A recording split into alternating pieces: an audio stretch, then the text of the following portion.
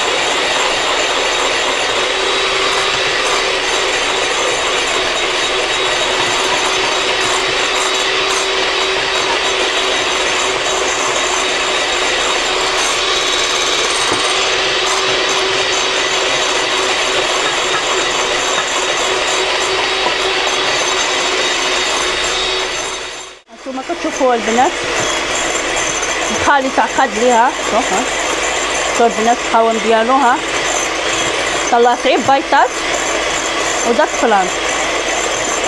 هانتوما كتشوفوا القوام ديالو كيفاش كيجي، حتى كيقصح معانا خليط، حتى كيقصح معانا. دابا البنات غنضيف له هاد الحليب نسلي والزبده اللي دوبت مع بعضياتهم ونخلطهم. مكونات سهله، يعني مراحل ماشي شي مراحل اللي صعيبه، مراحل كامله سهله. ودابا غندوب هاد الحليب.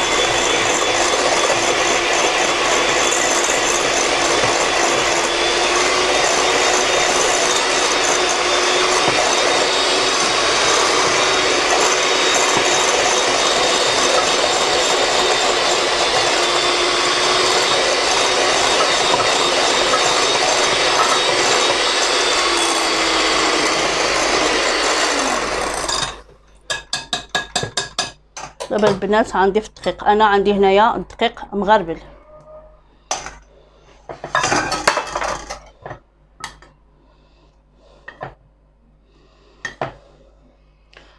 غنضيف نفس الكميه.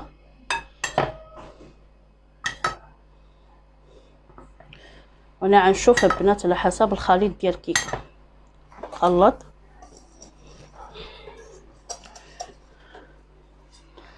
البنات. هذه الكيكه ما كتديش شي مول كبير، مول غير صغير. انا غنعملها في المول طويل.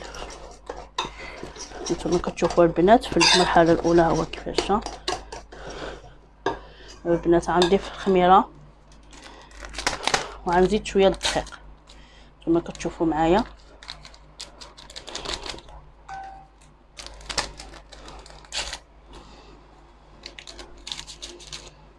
غنزيد شويه شي مغرفات. هذا هنايا عندي انا قلت لكم البنات 4 كيلو ديال الدقيق. وانا الا بقى لي شي دقيق يعني ما رفدتليش هاد الكميه كامله، غنوزن وغنقول لكم شحال بقى لي ديال الدقيق.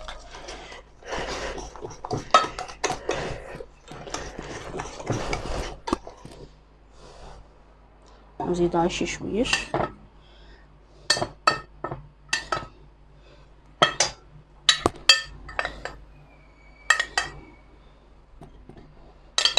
كما كتشوفوا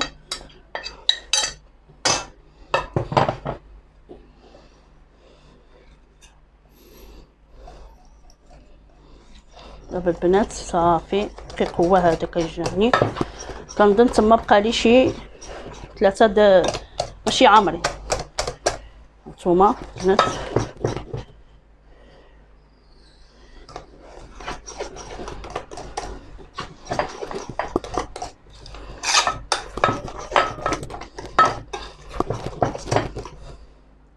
القوام ديالو البنات ما كيتقطعش.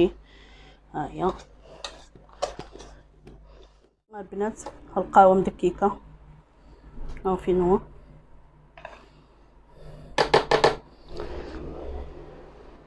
بنات ديك 250 غرام راه ما داتها ليش كامله. نتوما كتشوفوا القوام ديال الكيكه خصهاش تجي قاصحه ما تجيش خفيفه. انا شاطولي تقريبا 4 ديال المغارف. انا حسبته معكم باش نقول لكم شنو كاين. 250 غرام حايده منا 4 ديال داكشي كيبقى على حسب الدقيق. هذا القوام ديال الكيكات كيبقى على حسب الدقيق. كاينه الكيكه اللي كترفد نفس الكميه، كاينه الكيكه اللي ما كترفدش نفس الكميه. دابا ان شاء الله غنعمل لها بيبيت شوكولا من فوق.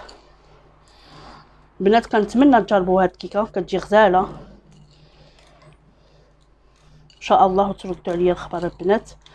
ومعطب ان شاء الله غنرجع معكم البنات. هانتوما كتشوفوا التزويق على حسب نتوما ما بغيتو تزيدوا اللوز، بغيتو تزيدوا الفينتين، بغيتو المهم اللي بغيتو نتوما والاستطاعه ديالكم البنات. التزيين كيبقى على قدر المستطاع. يلا البنات هانتوما كتشوفوها معايا. ملي طيب ان شاء الله غنرجع معكم شوفوا الشكل النهائي ديالها البنات. يلا نخليكم على خير وبخير. هي الكيكه ديالي بعد ما طابت طابت لي على تقريبا 50 دقيقه. شعلت عليها عامل تحت 1 دقيقه باش حمرتها من الفوق. ها هي الكيكه واجده. ها هي كيف جات كتحمق. واحد الريحه عطات ما نقولكمش يا البنات اللي كانت كطيب. واحد الريحه كتحمق.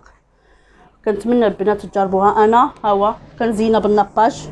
ها هو النباج كيعطيني بريو. غنعمل لها فينتين فوق. فينتين البنات راه كيتباع عند اللي كيبيعوا الحلويات. تقول له اعطيني الفينتين كيعطيه لك باش كتذوق به. انا البنات الشكل النهائي ديال الكيكه. نتمنى من الاعجاب ديالكم وتجربوها وتردوا عليا الخبر وتعملوا لي جيم ولي كومونتير وتابوناو عندي في القناه ولي لايك. ما تنسونيش البنات من لي لايك. وشكرا والله يهنيكم في هاد الساعه. شهيه طيبه ان شاء الله.